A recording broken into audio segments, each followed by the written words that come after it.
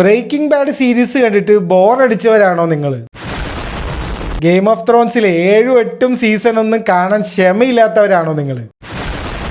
ഇങ്ങനെയൊക്കെ നിങ്ങൾക്ക് തോന്നിയിട്ടുണ്ടെങ്കിൽ നിങ്ങൾക്ക് അറ്റൻഷൻ സ്പാൻ ഇല്ല എന്നാണ് അതിൻ്റെ ഡയഗ്നോസിസ്. പെട്ടെന്ന് ബോറടിക്കുന്ന ഒരാളുടെ അടുത്ത് 7-8 മണിക്കൂറിൻ്റെ ഒരു സീരീസ് കാണാന്ന് പറഞ്ഞാൽ അത് കുറച്ച് ടാസ്ക് തന്നെയാണ്. ഇങ്ങനെയൊക്കെ ആണെങ്കിൽ നിങ്ങൾ പേടിക്കണ്ട, നിങ്ങൾക്കുള്ള ഒരു സീരീസും കൊണ്ടാണ് ഞാൻ വന്നിരിക്കുന്നത്. ഒരു ബോറടിയും ഇല്ല, ഒരു ലാഗും ഇല്ല, ഒന്നുമില്ല. അത്രയും കോൺഫിഡൻസിൽ പറയാൻ കാരണം എന്താ വെച്ച് കഴിഞ്ഞാൽ ഓരോ എപ്പിസോഡും ഓരോ കഥയാണ്. എന്നാൽ ആന്തോളജി പോലെയല്ല, രണ്ട് കഥകളും തമ്മിൽ ബന്ധമൊക്കെ ഉണ്ട്. പക്ഷെ എന്നാലും ഡിഫറെന്റ് ആയിട്ടുള്ള സ്റ്റോറികളാണ് ഓരോ എപ്പിസോഡ്. ഈ വീഡിയോ മുഴുവൻ കാണാനുള്ള ക്ഷമയില്ലാന്നും എനിക്കറിയാം, അതുകൊണ്ട് വലിച്ചു നീട്ടുന്നില്ല, പെട്ടെന്ന് തന്നെ ഉള്ള കാര്യം പറയാം.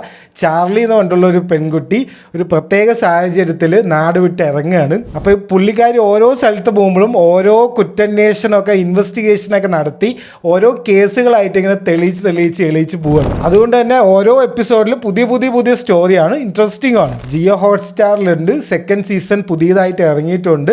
പോക്കർ ഫേസ് എന്നാണ് സീരീസിന്റെ പേര്. ഇതൊന്ന് കണ്ടു നോക്കൂ. ഇതും ലാഗായിട്ട് നിങ്ങൾക്ക് തോന്നുകയാണെങ്കിൽ എൻ്റെ കയ്യിൽ ഒന്നും ഇല്ല തരാൻ. റീൽസും ഷോർട്സൊക്കെ കാണാതെ വഴിയുള്ളൂ വേറെ.